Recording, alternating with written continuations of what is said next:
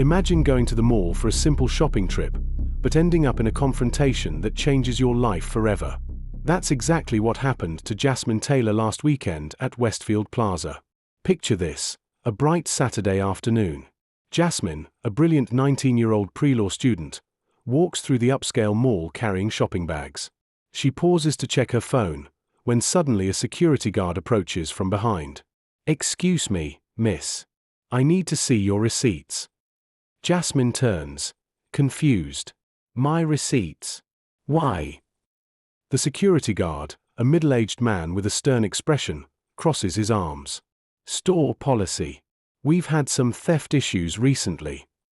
Strange thing is, the security guard seems to have singled her out.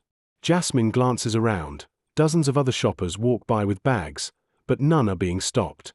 "I don't understand," Jasmine says, her voice steady despite her rising anxiety.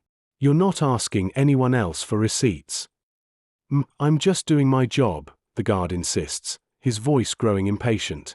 "Either show me your receipts or I'll need to take you to the security office." Here's where most people would comply.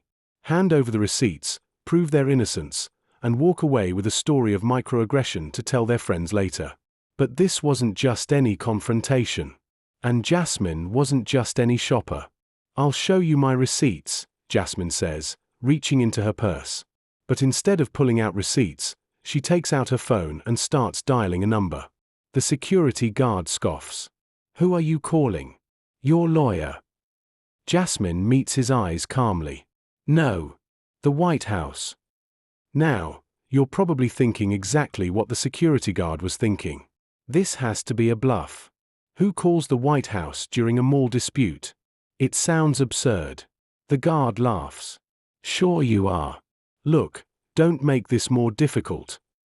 But his laughter fades when someone answers Jasmine's call. She puts the phone on speaker. "Office of White House Personnel," a professional voice answers. "This is Jasmine Taylor.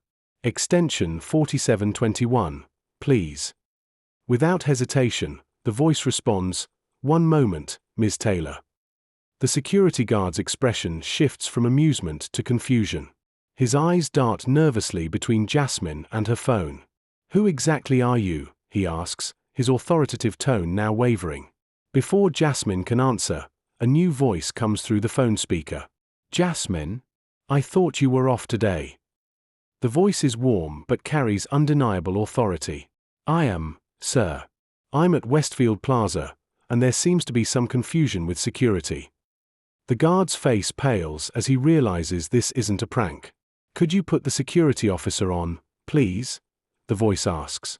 With trembling hands, the guard takes the phone. Hello? This is Dave Mercer, security at Westfield Plaza." What happens next stuns everyone within earshot. The voice on the phone identifies himself as Robert Carson, Deputy Director of White House Internship Programs. And Jasmine? She isn't just any pre-law student. She's one of the youngest White House interns in recent history, personally selected for her exceptional academic achievements. But here's where the story takes its first unexpected turn. As the security guard stammers through an explanation, the mall's head of security rushes over, alerted by another shopper who recognized Jasmine from a recent news segment. "Mr. Mercer, what's going on here?" the head of security demands. Suddenly caught between his direct supervisor and someone from the White House, the guard begins to sweat visibly. "This woman. I was just checking." The head of security looks at Jasmine, then at the phone, then back at the guard. "Dave, did you follow protocol before stopping Ms. Taylor?" "Protocol? What protocol could possibly involve the White House?" This question hangs in the air as the crowd of curious onlookers grows.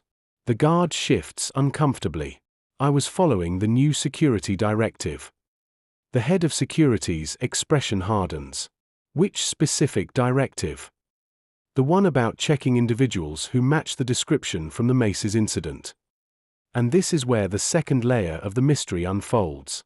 The head of security pulls Dave aside, but their hushed conversation is still audible to Jasmine and the growing crowd. "That directive was rescinded 3 days ago after we discovered it was based on false information," the supervisor hisses. "And you know very well it was problematic from the start." Now people are recording on their phones.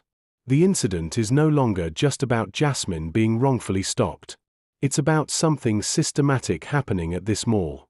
Jasmine, still on the call with the White House, hears Robert asking if she's okay. "I'm fine," she assures him. "But I think there's something bigger happening here." As if the situation couldn't get more intense, a woman steps forward from the crowd. "Excuse me," she says, addressing Jasmine. "This happened to me last week too. Same guard." Then another person speaks up. And another. All with similar stories. The head of security looks horrified as more people come forward, each describing being singled out by certain guards at this mall. But the biggest shock is yet to come. The White House representative, still on speakerphone, clears his throat. "Ms. Taylor, I believe this warrants further attention. Senator Harris mentioned your research project on retail discrimination. Is this related?" And with that question, everything clicks into place. The truth emerges. Jasmine isn't just a White House intern. She's been conducting authorized research on discriminatory security practices in retail environments across the country. What appeared to be a simple shopping trip was actually part of her field research. The guard who stopped her had unwittingly made himself a case study in the very behavior Jasmine was documenting. And the White House wasn't just calling because Jasmine was an intern. Her research was part of a larger Justice Department initiative looking into systemic discrimination in commercial spaces. "Sir," Jasmine says into the phone, maintaining her composure despite the chaos around her, "I believe I've just collected some very compelling data for our report." The crowd that gathered is now completely silent, witnessing something much bigger than a security guard hassling a shopper. The mall's head of security, now understanding the full gravity of the situation, steps forward. "Ms. Taylor, on behalf of Westfield Plaza, I deeply apologize. I would appreciate the opportunity to speak with you and your supervisors about addressing these issues properly." As Jasmine ends her call, promising to report back to the White House on Monday, she turns to address the people who shared their stories. "Thank you all for speaking up. This is exactly how change happens, by documenting patterns and holding institutions accountable."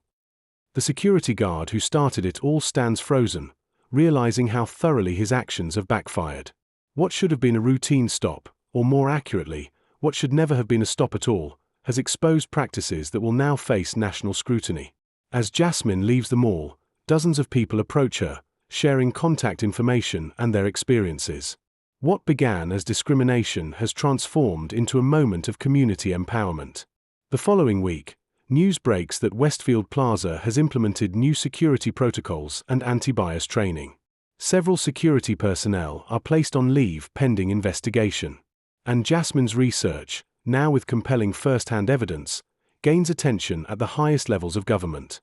All because one young woman refused to accept being wrongfully targeted and made a call that changed everything. It's a powerful reminder that sometimes justice isn't just about knowing your rights. It's about having the courage to exercise them, even when faced with intimidation. It's about turning moments of injustice into opportunities for change. If this story moved you, hit that like button. Subscribe to see more stories of ordinary people creating extraordinary change. And leave a comment below sharing a time when you witnessed someone standing up against injustice. Remember, the most powerful phone call you can make is the one where you speak truth to power.